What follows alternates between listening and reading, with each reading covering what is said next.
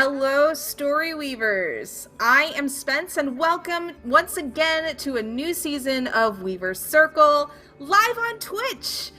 So you can watch our show on Twitch, on YouTube, and as always in podcast form on your favorite podcatcher. So please be sure to check it out if you don't have time to watch us live. But if you're here, awesome.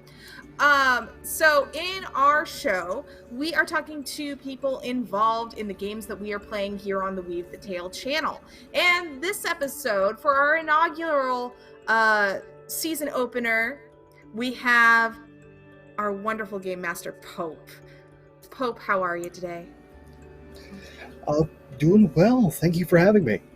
Awesome. And this season, you are running Mutants and Masterminds, which airs on Sundays at 3 p.m. Eastern. Is that correct? Yes. I hope that's correct, because that's the time I show up. That's correct. So tell us all, so this is your first time on the show, so tell us all a little bit about who you are and your gaming resume abridged. Abridged. Okay, Abridged. yeah, I appreciate abridged. Hey everybody, Pope here, PopeWorldBuild on Twitter, PopeWorldBuild on Twitch. I look at all your streams. Been part of the Twitch TTRPG community for now roughly 3 years, and been playing games like this since, I want to say, the late fall of 2002. And started running games in 2003. And so as we reach, 18 years of doing this, I've gotten to experience a lot. Cut my teeth on D&D 3.0. Yes, that's how old I am. And have been absolutely adoring this sort of RPG renaissance that we're in. Because we had like a little bit of one back around the time of 3.0 and 3.5. There was a lot of companies that came up doing supplements during that open gaming license period, like Green Ronin, who are one of our sponsors and the makers of Mutants and Masterminds. In fact, I actually remember going to my local game store and playing games there and seeing first edition Mutants and Masterminds on display, getting to know one of the artists who worked at the store, because he did the art for can't remember the name of the supplement, but it was in first edition Mutants and Masterminds. They really started pushing their own setting, and they had this one that was sort of like your darker, more gothic noir like superhero characters, and he was one of the artists for it. And then started playing first edition Mutants and Masterminds at the store. So, been doing Mutants and Masterminds for a while. Yeah. Funny thing is, go ahead. Oh, so I was going to say, what is different about the setting that you're running currently with this season from when you first started playing Mutants and Masterminds? Oh, there's been a good deal of changes. Not too much to the core mechanics of the system. That has very much remained the same, where it's you're just rolling a d20. That's always been one of the big appeals for Mutants and Masterminds, is you need a die. You need the core book, and you need a die. So it's very cheap to adopt.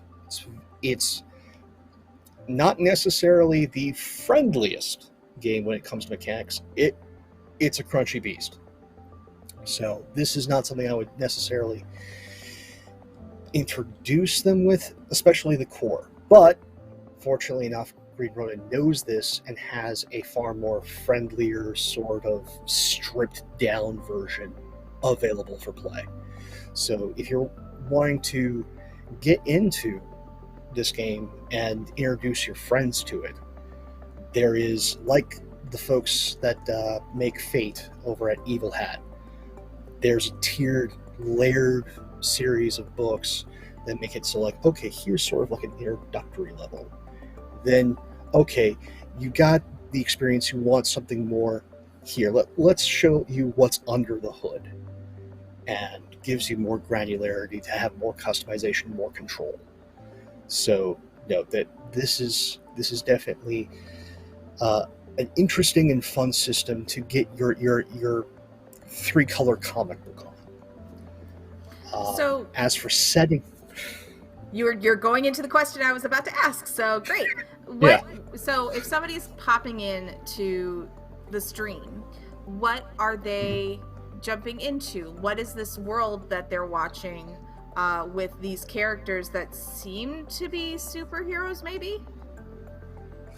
Well, what you're getting with the setting, this one's very much custom, because I like to do bespoke things. Very rarely do I do things that are specific to setting.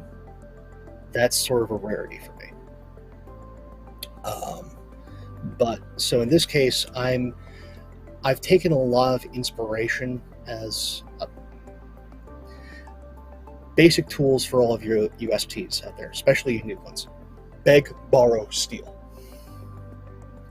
So ask your players what they want to see in their world. This is something you do in session 0. This is something I did in session 0. They give you ideas, they give you tropes, they give you invitations as to what they want to see in the world. That's awesome. That's less work for you. Borrow. Okay, so we've all played modules. That's what they're for, is to get a few tools here and there. Now, I haven't done a lot of modules in Mutants and Masterminds per se, but I've played a lot of modules. So even just by experience, I'm picking and choosing like story elements, tropes, and even with one of our recent characters, just lifted them out of the game and placed them someplace else. And then steal, which is just, okay, yeah, we're just taking this. And that might be from your own previous material, or it may just be from, like, yeah, just because I necessarily have to worry about, IPs and stuff, doesn't mean you have to. So, you want to have the Big Blue Boy Scout? You can have the Big Blue Boy Scout. Mm-hmm. Well, even, like, so in the one shot I ran last night, which is a magical academy, I took a plot from Star Trek and made it magic. Yes, that is an excellent example. Yeah. Because there was that plot in Next Gen where there were these, like, parasites that were controlling the heads of Starfleet Academy. And I was just like, yes. Oh, I'm going to take that and make it specters that want to take over the school for nefarious reasons. That's perfect. Yeah, so yeah, I like the way that this game is going for you. And I especially like the way that not everybody has to get along in this game. Or does. Yes. Is that a mechanic in the game, or is that a situational thing? That is more situational, and that is more the wealth that I have blundered into with these amazing players. Mm-hmm. I can talk about this cast for hours and hours, because while I haven't played with any of them except for Anino mm-hmm. before. So most of these folks, this is my first interaction with them. So Molly, Mr. Smith, we were working on this before we even did that one shot of Down We Go. Mm-hmm. And Alicia, I've seen on a number of things. I first encountered her on the Vice over on Tall Squall's channel. Mm-hmm. And everybody amazing. looks to her as a leader. Like everybody's Part like, Jet, what do you want? well, What do you think we should do? well I, that's part and parcel I find with a lot of the mystic characters. Mm-hmm. Like as soon as you're a bookish type, people are going to they're going to look to you. Like even if you don't want them to, a la John Constantine. Mm-hmm. As soon as you've got that bit of mystical oomph, and you're known for your wit, your learning, folks look to you whether you want them to or not. Mm-hmm. Um, and it's interesting. We didn't even talk about team dynamics in session zero. Mm-hmm. That just occurred. And as for the conflict, that's where this group has an immense amount of trust with one another, Mm-hmm. and me pressing upon Lawman's background and using the complications mechanic to enhance what's going on. Right. So that is something that the game allows you to do and gives you this gift of complications in Mm-hmm. everybody's background. And so that's some nice meat and potatoes there for character driven story for sure.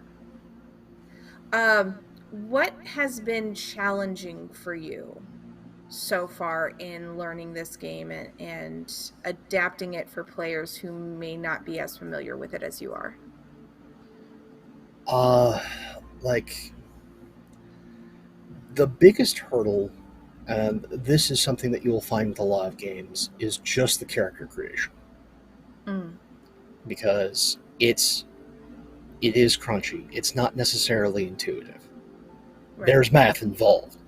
No. So there's a lot of sitting down, and I did this with half the cast, Hmm.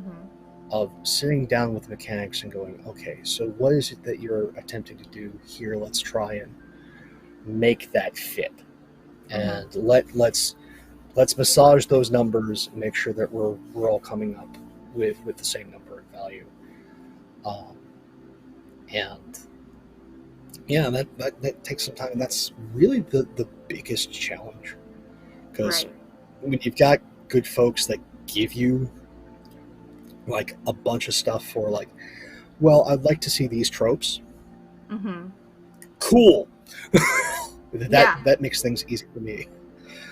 And it's just that's rolling. So once you got characters established, and I can't stress this enough to STs out there, have session zero. Hmm. Talk, communicate, and if I can stress one thing with session zero that I think doesn't get done enough is try and have your players hold off on character concepts Hmm. till session zero. Collaborative character building eliminates so much drama. True. Very true. Now, after each session, I have the privilege of being part of your behind the scenes team for your game. And one of the things that you do after each session, I think, is also super important for GMs to maintain that healthy relationship with players. Can you describe what you do after each session? Uh, we use a technique that's been around for a while now, which is stars and wishes. Stars is things that, in the course of playing that session, they've enjoyed. So that kind of gives you, okay, that's something that this person enjoys. Let's try and do more of that. Hmm. Wishes is something where, okay, in the next session, is there something in specific that you would like to see happen, or is there something that happened currently that you would like to see addressed? Hmm. And it allows for constructive criticism and gives you hooks for that next session that makes planning as an ST so much easier. So it reframes it from I didn't like this to this is what I would rather, or this is something that I want to explore more in the future. And I like that. Exactly. I think that's so valuable, um, as any kind of collective storyteller will be able to tell you. So you are a very busy person, and you have a lot of things coming up on your calendar. I would love to hear about After the Fire. After the Fire is not something that I'm necessarily in, but I'm Uh-huh. definitely a fan of, as you can tell by this T-shirt.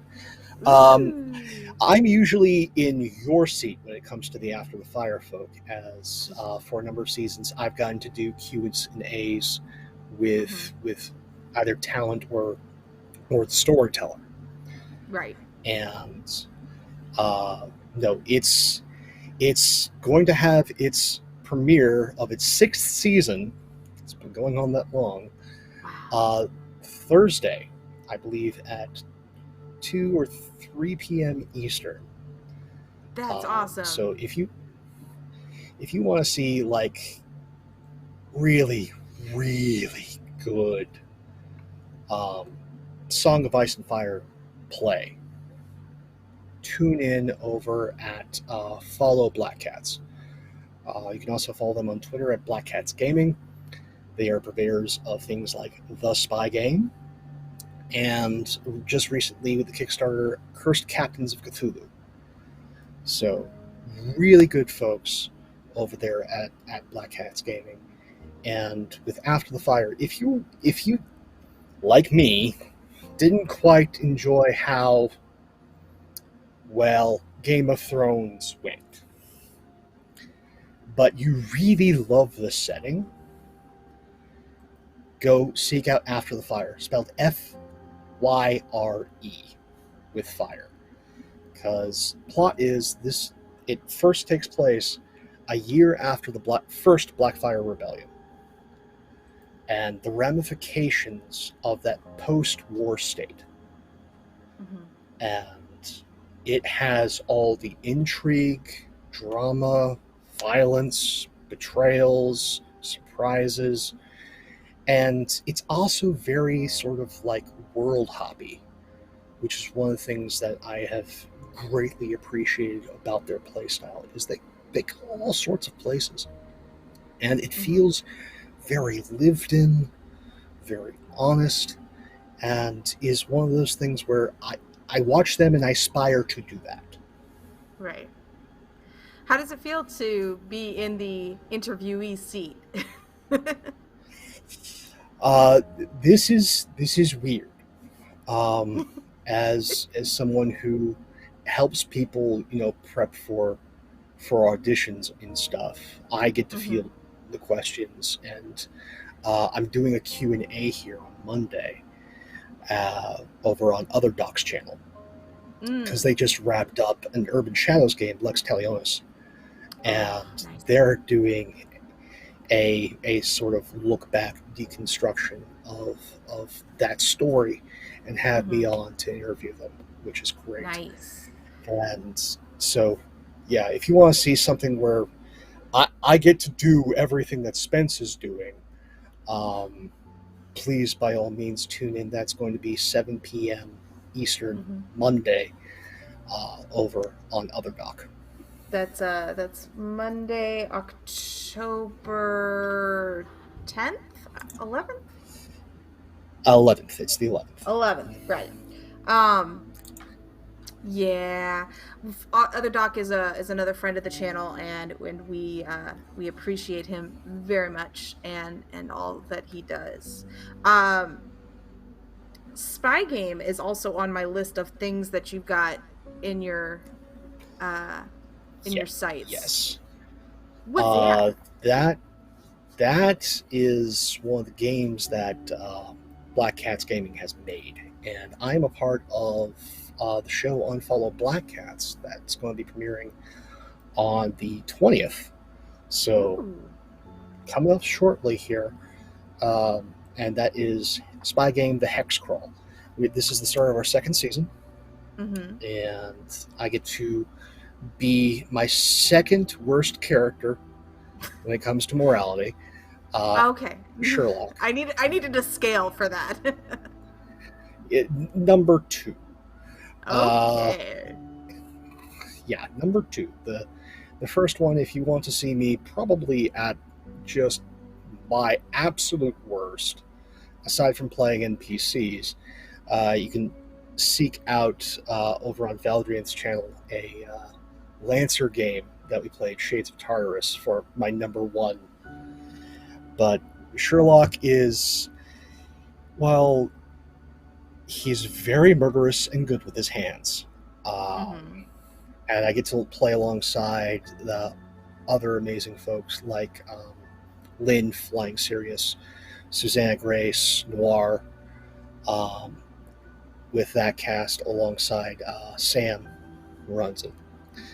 And we ended season one with essentially all of us getting burned.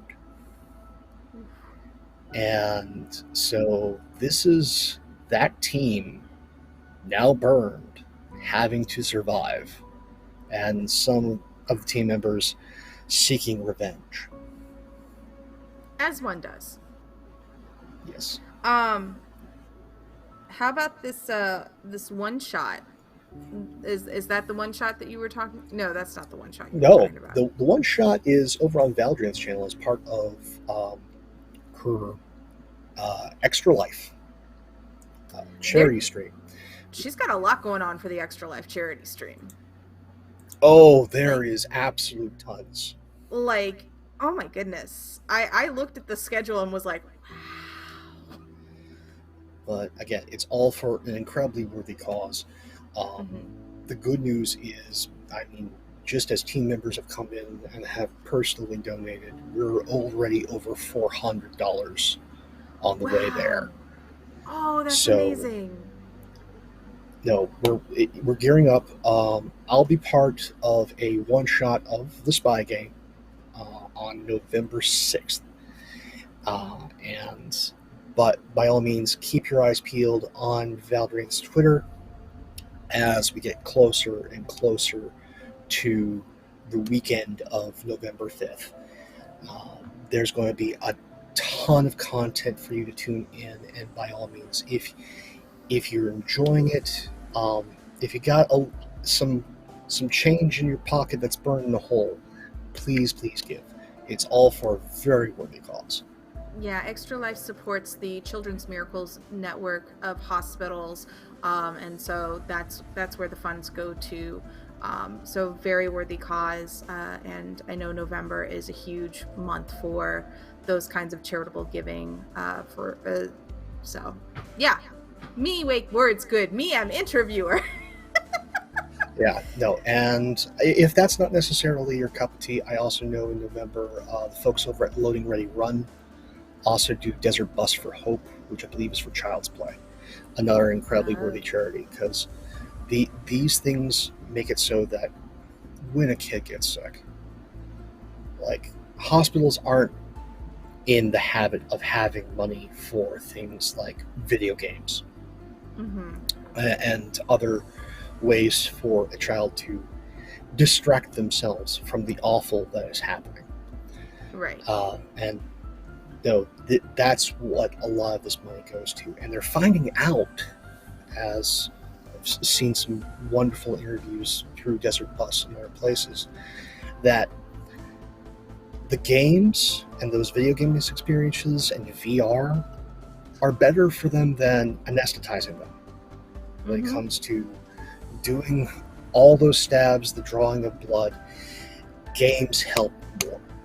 So if you want to be a part of giving and making kids' lives better, please tune into those shows and give what you can. Absolutely. So what else you got going on? I know you got more. Over on Praxagora Thesmophoria's channel, I know that's a mouthful. We'll have links in the show notes, don't worry. Yeah, Deirdre Dunn is running our second season of Starblade Battalion, a Mechton actual play. And as is Prax's nature, she's thrown some wrenches our way. One is the second season, for those of you anime fans out there. It's Starblade Battalion Seeds. The first Is season was that Starblade kind of Battalion like Memories. is it like mechs like Gundam mechs, or is it something else? Yes. Okay. Is Like if very you much Gundam, I know what we're talking about now. yeah, no, it's very much in that Gundam feel. It runs Mechton, an Artal Saurian game. Mhm. And if you are looking to get your sort of space opera Gundam-esque style roleplay game, this gives you so many of the tools that other systems don't. The Right. life path system is amazing for creating characters that you wouldn't necessarily try and play yourself, because Right. there's this sort of random generation on these life paths. So I am playing a character far divorced from anything that I would normally play. Right. Um, and that's been great playing Watcher. And if you tune in this Friday, that is uh, November 8th, 3 p.m. Eastern, October 8th. October 8th. I'm sorry, October 8th. Thank you. Um, Don't get 3, ahead of 3 us. p.m. Eastern. 3 3 p.m. p.m. Eastern. Eastern. You will see the last of the solo episodes, as each one of us, before the season kicks off, does a full 3-hour one-on-one. And yeah, you'll see the last one, which our good buddy Rex has a lot to deal with in the aftermath of what Watcher did. As there was a poll, and compared to the next most reckless character on Praxis channel, I did the bigger boom. So, so seek out that VOD and seek me doing something incredibly foolish that Mhm. no character ever, ever should. I mean, I always have questions about the aftermath of a Gundam attack. Like, I want to know what the survivors have to deal with, but that's just me. I am also on a podcast about all of the different Gundam series, so I do a lot of analysis of that stuff. I would uh, love for you and Deidre to be in the same room and just talk about the the pink limo that should not be. Um, you mean the gold limo that shouldn't be? yes, the limo that should not be. I'm gonna tell my And team that you said that because that makes me very happy. But also, Fringe does not work in space, and it makes me mad that it exists in space. yes, Freaking annoying. so folks, seek out that podcast. Also seek out the show. My podcast is Because Nostalgia Pilots. yeah, so check out Nostalgia Pilots and check out Starblade Battalion Seeds. By all means, get to see all of this ridiculousness. As it's very Gundam. It's very very Gundam. Awesome. I have one more thing that's on my list of stuff that you have mentioned that you are on. Mm-hmm. Uh, Phasmophoria. Is that where you're doing No, the? that's that's Oh, the challenge. Praxagoria aha, Thesmophoria. It's a long gotcha. word, but there is one more thing that I am on, and that would be Aha. probably the place that's closest to home. Uh, Over on Matev 7's channel every other Sunday, 9:30 p.m. Eastern. It's Masked Sunset City. If you want to know where a lot of the inspiration comes from for Paradise City stories, tune in there. We just celebrated our first year streaming, so our first anniversary. And this is start of season 3, Mm-hmm. as it's very comic book, as Masks is, in that we had a very sort of early 70s 80s Teen Titans team, and they grew up. they went their separate ways. And now with season 3, we're getting a mostly new team. And we're transitioning almost like the comics did in time from that sort of 70s, 80s feel to the 90s. It's a very different group that's just starting to gel, and it's been a very wild and exciting ride. So it's a great time to tune in because it's a new group. You don't have to go back and watch like tons of content, but you can hop in and enjoy the ride of these young heroes trying to figure out themselves and each other. So my last question that I posed the last season of Weaver Circle is, what is your favorite enemy to throw at your players? And I'm leaving that open because you have a wide variety of games that you play, from fantasy to sci-fi to the weird. Yes. That is how I'm going to describe Mutants and Masterminds, given that you had a poop monster, or I'm sorry, a mud monster, the Mississippi Mud monster. Yeah, Mississippi Mud, yeah. It made me think of the The poop monster Golgothan. from Dogma. From The Dogma, Golgothan. yeah. There have been a lot of different monsters that were similar to Mississippi Mud within comics and broader media, which is, again, beg, borrow, steal, because you have critters like Clayface, and you have the Golgothan, and then I can't remember the character's name, but there was another one that was literally a pile of poop in Wanted, the comic. So there's been just a giant history of fluidic villains. But as for my favorite, that's rough, in that a lot of times I like to, again, everything's bespoke.